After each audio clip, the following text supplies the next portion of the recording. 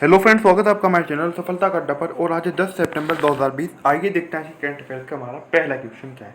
तो आज का हमारा पहला क्वेश्चन है, उत्तर प्रदेश सरकार ने किस एयरपोर्ट का नाम भगवान श्री राम के नाम पर करने की घोषणा की है। यानी कि कोई एयरपोर्ट है उत्तर प्रदेश के अंदर, उसका नाम परिवर्तन करके, यानी कि उसका नाम अब जो रखा जाएगा वो रखा जाएगा भगवान श्री राम के नाम पर। किसके नाम पर? आप इसको ऐसे भी मान सकते हैं, यदि कोई एयरपोर्ट अभी तक निर्मित भी ना हुआ हो तो उसका नाम भगवान श्री राम के नाम पर रखने की घोषणा की है। किसने की है? उत्तर प्रदेश सरकार ने। अगर मैं एक उदाहरण दूँ आपको, मान लीजिए कोई लखनऊ के अंदर एयरपोर्ट बन रहा है तो उसका नाम रखा जाएगा लखनऊ एयरपोर्ट। ठीक है, तो ऐसा नहीं है, अब कोई भी शहर हो सकता है तो उसका नाम अब भगवान श्री राम के नाम पर होगा, जो एयरपोर्ट चाहे बन रहा हो चाहे वहाँ पर पहले से मौजूद हो। ठीक है, तो ये बात आपको विशेष रूप से याद रखनी है। भगवान श्री राम के नाम पर करने की घोषणा कर दी है उत्तर प्रदेश सरकार ने। तो ये कौन सा एयरपोर्ट है? ये है अयोध्या एयरपोर्ट। कौन सा एयरपोर्ट? अयोध्या एयरपोर्ट। अब इसके अंदर से ही एक और क्वेश्चन बनता है, विशेष रूप से अयोध्या और फैजाबाद को लेकर बहुत सारे विद्यार्थी आज भी विचलित होते हैं। कुछ अयोध्या मंडल को लेकर और कुछ फैजाबाद मंडल को लेकर। खासकर जो आप में से यूपी पीसीएस और यूपी पीसीएस के अलावा अगर मैं आपसे बात करूं, जो यूपी के एग्ज़ाम्स की तैयारी करते हैं वो विचलित होते हैं। उनके अलावा जो अगर आप यूपीएससी की तैयारी कर रहे हैं तो आपके लिए जानना फिर भी बहुत ज़्यादा ज़रूरी है। क्योंकि आपसे अगर आप विशेषकर यूपीएससी की तैयारी कर रहे हैं तो जाहिर सी बात है कि आपसे कहीं से भी पूरे देश के अंदर, पूरी दुनिया के अंदर कहीं से कुछ भी पूछा जा सकता है। मामला क्या है पहले वो आप जान लीजिए। फैज़ाबाद एक ज़िला था उत्तर प्रदेश के अंदर, जो कि आज भी है, यानी कि फैज़ाबाद एक शहर तो आज भी है। लेकिन उत्तर प्रदेश सरकार क्या करती है, क्योंकि इसका जो मुख्यालय है ना, इसका अयोध्या का, इसका आज भी फैज़ाबाद में ही है। फैज़ाबाद एक ज़िला था, जिस प्रकार से ज़िला होता है, प्राचीन समय से ज़िला चला आ रहा था। लेकिन सरकार, कुछ लोग आरोप लगाते हैं कि सरकार ने नाम परिवर्तन करने के कारण ऐसा किया है। लेकिन अपने अपने सभी के तर्क हो सकते हैं। हालांकि अगर हम देखें, जो अयोध्या के मेन लोग थे, अयोध्या के सभी वर्गों के लोग, सभी धर्मों के लोग इसका विरोध करते हैं सरकार के फैसले का, क्योंकि उनका विरोध भी अपनी जगह जायज़ है। क्योंकि अगर मान लीजिए कि आपका कोई शहर है और उस शहर को, जो उसका ज़िले का दर्जा है, ज़िले का नाम है, उसको ख़त्म कर दिया जाए तो आपको भी बुरा लगेगा, चाहे वो उसका नाम कुछ भी हो, आपका शहर कोई सा भी हो। ठीक है, तो ऐसा ही हुआ फैज़ाबाद वालों के साथ में। फैज़ाबाद का जो ज़िले का दर्जा था, यानी कि जो ज़िले का नाम था, वो ख़त्म कर दिया गया। फिर फैज़ाबाद मंडल भी था, वो भी इसको ख़त्म कर दिया गया था। ठीक है, तो इसका नाम रखा गया अयोध्या ज़िला। अब ज़िला का जो नाम है, ज़िला जो गिना जाता है जनपद, वो भी अयोध्या लिखा जाता है। और जो मंडल की अगर हम बात करें तो मंडल भी अयोध्या ही लिखा जाता है। ये दोनों बात आपको विशेष रूप से याद रखनी है। आप किसी भी एग्जाम की तैयारी कर रहे हो तो फैज़ाबाद और अयोध्या का जो इसके बारे में सस्पेंस था वो आज आपका मैंने खत्म कर दिया। ठीक है, फैज़ाबाद का क्या मामला था, अयोध्या का क्या मामला था। ठीक है, तो फैज़ाबाद की कहानी यहाँ पे समाप्त हो जाती है। हालांकि जो इसका मुख्यालय, जिला मुख्यालय, वो फैज़ाबाद में ही है। क्योंकि इतने बड़ा जो मुख्यालय है उसको सबको शिफ्ट करना, तो एक तरह से कहें कि सरकार नाम तो बदल सकती है लेकिन उसको असंभव है। अब ये कहाँ पर है? उत्तर प्रदेश के अंदर है। और अयोध्या एयरपोर्ट भी उत्तर प्रदेश के अंदर है। तो अयोध्या और फैज़ाबाद उत्तर प्रदेश के अंदर है। उत्तर प्रदेश राज्य के अंदर उत्तर प्रदेश राज्य सरकार ने इसकी घोषणा की है। उत्तर प्रदेश की अगर हम आपसे बात करें तो उत्तर प्रदेश की राजधानी है लखनऊ। क्या है? लखनऊ। लखनऊ से प्रमुख क्वेश्चन है जो आपसे परीक्षाओं के अंदर पूछे जाते हैं। एक क्वेश्चन तो प्रमुख है जो आपसे परीक्षाओं के अंदर पूछ लिया जाता है, वो है नवाबों का शहर किसे कहा जाता है। तो इसका जो सही आंसर होगा वो होगा नवाबों का शहर कहा जाता है लखनऊ को। किसको कहा जाता है? लखनऊ को। एक और क्वेश्चन पूछा जाता है कि लखनऊ कौन सी नदी के किनारे स्थित है। तो आपको याद रखना है लखनऊ गोमती नदी के किनारे स्थित है। और साथ ही साथ आपको एक बात और लखनऊ से याद रखनी है, लखनऊ उत्तर प्रदेश का जो इलाहाबाद हाईकोर्ट है, इलाहाबाद हाईकोर्ट, तो उसकी जो खंडपीठ है वो भी लखनऊ के अंदर ही है, लखनऊ शहर के अंदर। कहाँ है? लखनऊ के अंदर। इलाहाबाद हाईकोर्ट की खंडपीठ भी लखनऊ के अंदर ही है। ठीक है, उत्तर प्रदेश के मुख्यमंत्री की अगर हम बात करें, यहाँ के मुख्यमंत्री कौन है, यानी कि सीएम। उत्तर प्रदेश के अंदर आपको बता दें बीजेपी की, यानी कि भारतीय जनता पार्टी की यहाँ पर सरकार है। और यहाँ के सीएम है योगी आदित्यनाथ। कौन है? योगी आदित्यनाथ सीएम है। और आनंदीबेन पटेल यहाँ की राज्यपाल हैं। कौन है? आनंदीबेन पटेल राज्यपाल हैं। अब आप में से कुछ स्टूडेंट्स कहेंगे कि आनंदीबेन पटेल तो मध्य प्रदेश की भी राज्यपाल हैं। जी हाँ, बिल्कुल मध्य प्रदेश की भी राज्यपाल है। इस सस्पेंस को मैं आपको लगभग 8 से 10 बार डेली, इसको जब भी क्वेश्चन बनता था करंट अफेयर्स के अंदर, जब भी क्वेश्चन आता था आनंदीबेन पटेल का क्या मामला है, क्या इनका मसला है, इसको लेकर मैं बार बार आपको बता चुका था। लेकिन नए स्टूडेंट जो हैं, नए स्टूडेंट की संख्या भी है। अब डेली जो आप हमारे से जो स्टूडेंट जुड़े हुए हैं अधिकतर, उनकी फिर ये प्रॉब्लम आती है, उनकी शिकायत आती है, सर एक चीज़ को हम कब तक रिवाइज करें, कब तक एक चीज़ के अंदर टाइम वेस्ट करें। उनकी बात भी अपनी जगह सही है। ठीक है, रिवाइज होना चाहिए, रिविजन होना चाहिए, लेकिन इतना भी रिविजन ना हो कि आप उसके चक्कर में कुछ और छोड़ दें। तो आनंदीबेन पटेल का क्या मामला है कि आनंदीबेन पटेल के अलावा और ऐसे कितने राज्यपाल हैं जो एक राज्य के अलावा 2 राज्यपालों को देख रहे हैं, यानी कि 2 राज्यों को देख रहे हैं, 2 राज्यों के भी एक साथ राज्यपाल हैं। इसके लिए मैंने अलग से क्लास ली हुई है, वो क्लास कर आप जाकर हमारे चैनल पर देख सकते हैं। अभी 3-4 दिन पहले ही वो क्लास आई थी। उसके अंदर ऊपर ही आप देख सकते हैं लिखा हुआ है कि एक व्यक्ति 2 राज्यों का राज्यपाल कैसे, वहाँ पर ये सारा प्रकरण आपको समझ में आ जाएगा। यहाँ पर मैं आपको सिर्फ इतना बताऊंगा, यूपी की राज्यपाल है आनंदीबेन पटेल और मध्य प्रदेश का इनके पास अतिरिक्त प्रभार है। ठीक है, वहाँ पर सभी कुछ प्रक्रिया मैंने समझाई हुई है, क्या होता है राज्यपाल का प्रक्रिया और उसके अलावा क्यों बनी, क्या आवश्यकता है। ठीक है, तो वो सब विस्तार से आप वहाँ पर पढ़ सकते हैं, क्योंकि ये भी इनके बारे में इसलिए जानना आपके लिए बहुत ज़्यादा ज़रूरी है। ठीक है, तो अगर हम उत्तर प्रदेश के राजकीय वृक्ष की हम बात करें, राजकीय वृक्ष क्या है, तो राजकीय वृक्ष यहाँ का अशोक है, राजकीय पुष्प यहाँ का पलाश है और राजकीय पक्षी है यहाँ का सारस या क्रौंच। कहाँ का? उत्तर प्रदेश का। राजकीय पशु की अगर हम बात करें, राजकीय पशु है उत्तर प्रदेश का बारहसिंगा। क्या है? उत्तर प्रदेश का राजकीय पशु है बारहसिंगा।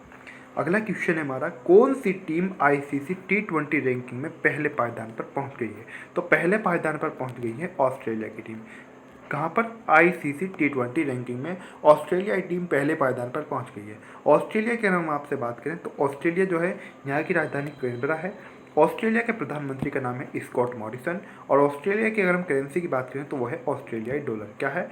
ऑस्ट्रेलियाई डॉलर। अगर हम आईसीसी की बात करें, इसका पूरा नाम हो जाता है इंटरनेशनल क्रिकेट काउंसिल। क्या? International cricket council. और इसकी स्थापना 15 जून 1909 को हुई थी। सॉरी, यहाँ पे मिस्टेक हो रही है, आप सही कर सकते हैं। 15 जून 1909 को इसकी स्थापना हुई थी। कब हुई थी? 15 जून 1909 को इसकी स्थापना हुई थी। किसकी स्थापना हुई थी? इंटरनेशनल क्रिकेट काउंसिल की। अगर मुख्यालय की बात करें कि आईसीसी का यानी कि इंटरनेशनल क्रिकेट काउंसिल का मुख्यालय कहाँ पर है, तो इसका मुख्यालय है दुबई में। कहाँ है? दुबई के अंदर। अगला क्वेश्चन है हमारा, किस देश ने कोरोना के टीके को आम जनता के लिए जारी कर दिया है? किसके लिए जारी कर दिया है? आम जनता के लिए कोरोना का जो टीका है उसको जारी कर दिया है रूस ने। किसने? रूस ने, यानी कि रशिया ने इसको जारी किया है। अब अगर हम आपसे बात करें रूस की राजधानी क्या है, तो रूस की राजधानी मॉस्को है। रूस के राष्ट्रपति हैं व्लादिमीर पुतिन। कौन है?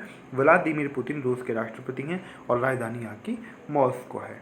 अगला क्वेश्चन है हमारा, एफएसएसआई ने स्कूल परिसरों के कितने मीटर के दायरे और स्कूलों की कैंटीन के अंदर जंक फूड की बिक्री पर और विज्ञापन पर रोक लगा दी? पहले आप क्वेश्चन को समझिएगा, क्वेश्चन देखकर आप विचलित ना हो।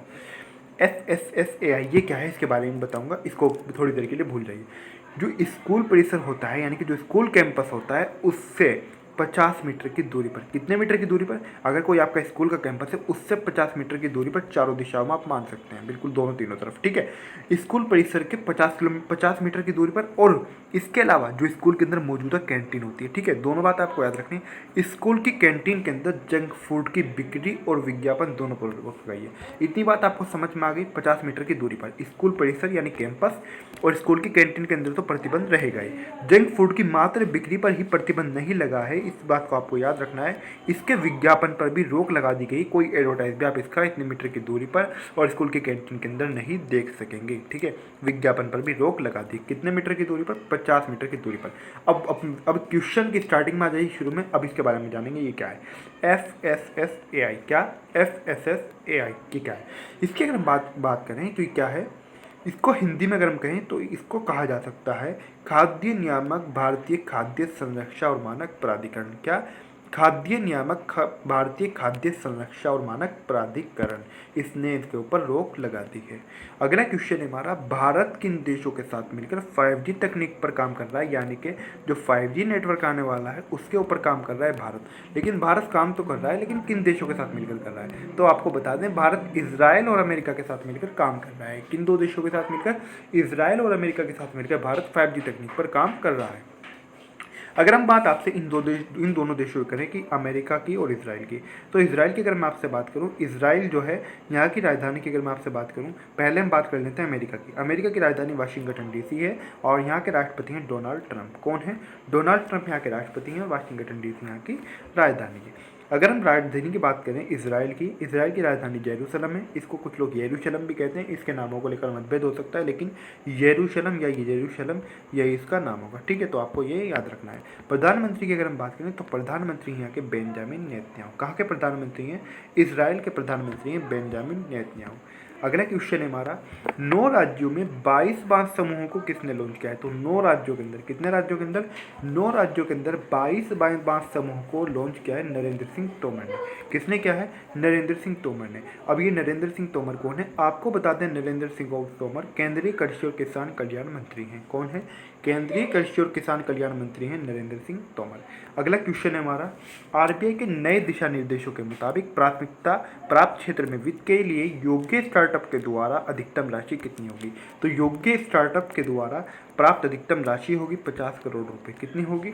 50 करोड़ रुपए। अगर आरबीआई की हम बात करें आपसे, रिजर्व बैंक ऑफ इंडिया की, यानी कि इसको हिंदी में भारतीय रिजर्व बैंक भी कहा जाता है, RBI reserve bank of India, तो इसकी स्थापना 1 अप्रैल 1935 को हुई थी। कहाँ हुई थी? 1 अप्रैल 1935 को इसकी स्थापना हुई थी कोलकाता में। कहाँ हुई थी? कोलकाता के अंदर। और इसका मुख्यालय कहाँ पर है? मुख्यालय मुंबई के अंदर। अगर आपसे परीक्षा के अंदर पूछा जाए कि इसके आरबीआई की स्थापना कहाँ पर हुई थी और आपको विकल्प के अंदर मुंबई ना मिले, वैसे मुंबई मिलेगा भी नहीं जहाँ तक उम्मीद है, और मुंबई मिलता भी नहीं है, तो इसके अंदर सही आपका उत्तर होगा कोलकाता के अंदर। अगर पूछा जाए कि स्थापना कहाँ पर हुई तो कोलकाता के अंदर। अगर पूछा जाए कि आरबीआई का मुख्यालय कहाँ है तो आरबीआई का मुख्यालय मुंबई में। कहाँ है? मुंबई के अंदर। ठीक है, वीडियो को प्लीज़ लाइक कर देना, शेयर कर देना, कमेंट करके जरूर बताएं कि आपको वीडियो कैसा लग रहा है। प्लीज़ अपना रेस्पॉन्स जरूर दें, और प्लीज़ वीडियो को अभी तक लाइक नहीं किया, शेयर नहीं किया, तो प्लीज़ अपने फ्रेंड के साथ में जरूर शेयर करें, अपने 5 फ्रेंड के साथ में जरूर शेयर करें। अच्छा, यहाँ पर शहर का नाम आया कोलकाता। 1 अप्रैल 1935 को तो स्थापना होगी। ठीक है, ये भी बात बताऊंगा कि यहाँ पर कोलकाता के अंदर स्थापना हुई, लेकिन मुख्यालय मुंबई के अंदर क्यों है। यहाँ पर शहर का नाम आया कोलकाता। कोलकाता की अगर हम आपसे बात करें, कोलकाता जो है यह किसकी राज्य की राजधानी है? यह है पश्चिम बंगाल की राजधानी। कहाँ की राजधानी है? पश्चिम बंगाल की राजधानी है। कौन? कोलकाता राजधानी पश्चिम बंगाल की। ठीक है, पश्चिम बंगाल की अगर हम आपसे बात करें, यहाँ पर तृणमूल कांग्रेस की सरकार है और ममता बनर्जी यहाँ की मुख्यमंत्री है। ठीक है, इतनी बात समझ में आ गई आपको। अच्छा, मुंबई की अगर हम बात करें, मुंबई जो है ये कहाँ की राजधानी है? आपसे बता दें, मुंबई आपके साथ अधिकतर स्टूडेंट जानते भी होंगे, मुंबई महाराष्ट्र राज्य की राजधानी है। कहाँ की? महाराष्ट्र की। महाराष्ट्र के अंदर शिवसेना की गठबंधन के साथ सरकार है। यहाँ के मुख्यमंत्री हैं उद्धव ठाकरे और यहाँ के राज्यपाल हैं महाराष्ट्र के भगत सिंह कोश्यारी। अब वो प्रक्रिया जानते हैं कि कोलकाता के अंदर स्थापना और मुंबई के अंदर मुख्यालय, ऐसा क्यों है? 1 अप्रैल 1935 को जब स्थापना हुई थी तो लगभग 2 वर्षों के बाद 1937 में, कब? 1937 में इसके मुख्यालय को शिफ्ट कर दिया जाता है मुंबई।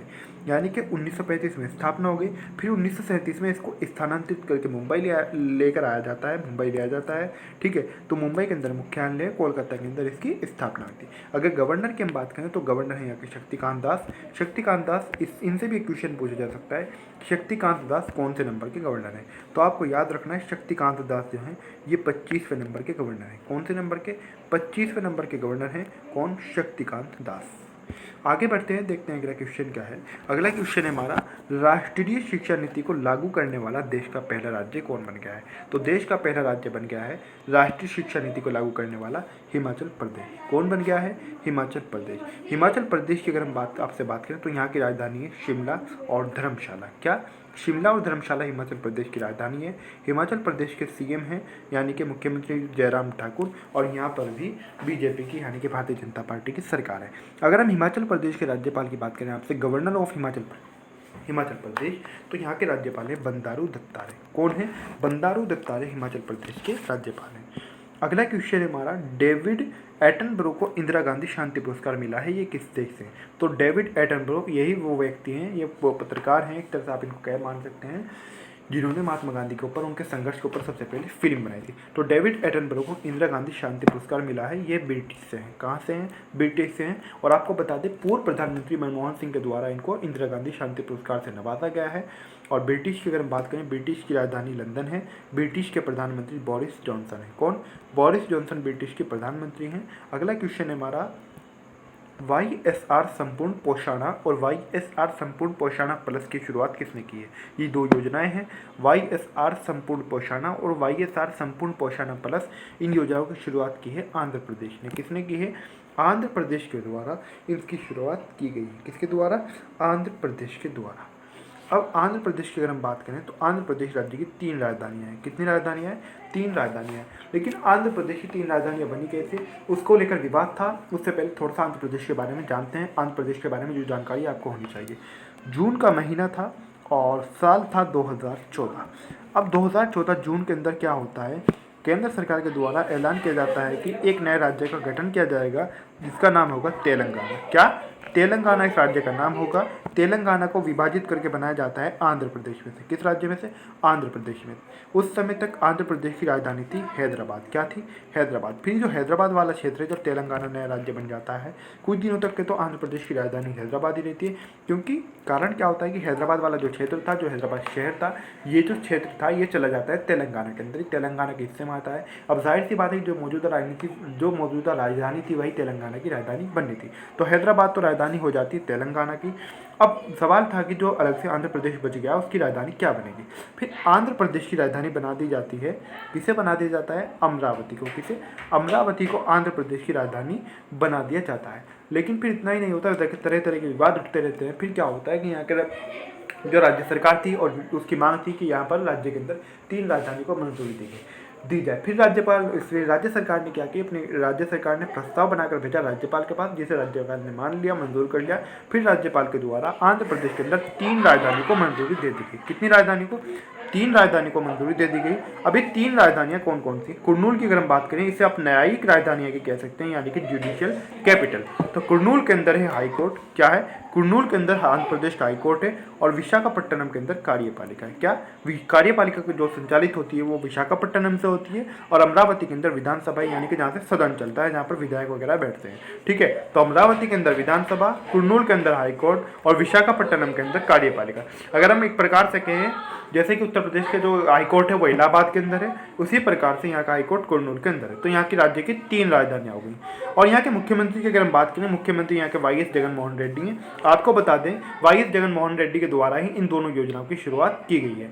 और राज्यपाल की अगर हम बात करें, राज्यपाल यहाँ के विश्वभूषण हरिचंदन हैं। कौन? विश्वभूषण हरिचंदन यहाँ के राज्यपाल हैं आंध्र प्रदेश के।